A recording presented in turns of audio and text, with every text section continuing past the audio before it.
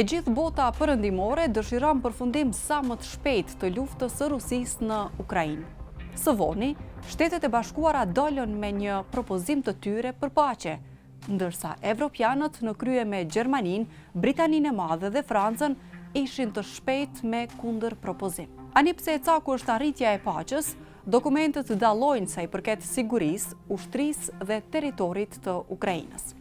Zyrtarët amerikanë dhe ata ukrainas diskutuan në Gjenevë për planin e SHBA-s dhe duket se u pajtuan për përditësimin e kornizës së tij, por hollësit nuk u ndan me publikun.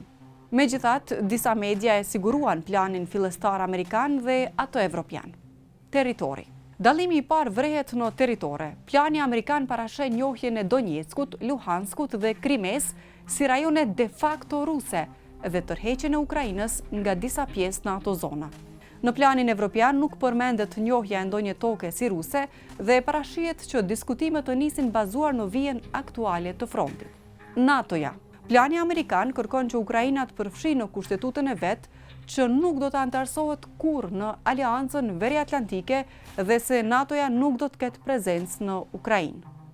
Në planin evropian thuhet se antarësimi i Ukrainës në NATO varet nga konsensusi i antarëve të NATO-s, që tani nuk ekziston, ndërsa sa u përket trupave, nuk përjashtohet angazhimi i forcave të aleancës në tokën ukrainase në të ardhmen.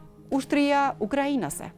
Plani amerikan parasheh që forca e armatosur ukrainase t'i ketë 600.000 pjesëtar, shifër që me raste e ka përmendur edhe Kremlini. Evropianët e kanë rritur shifrën në 800.000 në periudhë paqeje, që nënkupton se numri mund të rritet sërish nëse Rusia nis ndonjë konflikt tjetër. Garancitë e sigurisë.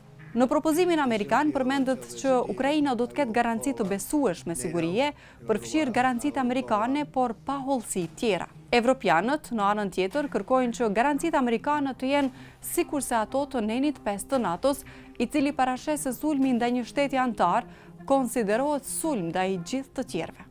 Përgjegjësitë për luftën dhe krimet e kryera. Plani amerikan parasheh që të gjitha palët e përfshira në konflikt të amnistohen plotësisht për veprimet e tyre. Plani evropian nuk përmend amnisti dhe parasheh marrjen e masave për t'i adresuar vuajtjet e viktimave. Më 2023, Gjykata Ndërkombëtare Penale lëshoi flet arrestim për presidentin rus Vladimir Putin, duke e konsideruar përgjegjës për krime lufte. Reagimet e palëve. Presidenti i Ukrainës Volodymyr Zelensky u zotua se do të punojnë versionin e përditësuar të planit amerikan dhe që hollësitë e ndjeshme do t'i diskutojnë me presidentin amerikan Donald Trump. Reagimi i Moskës nuk ishte befasi.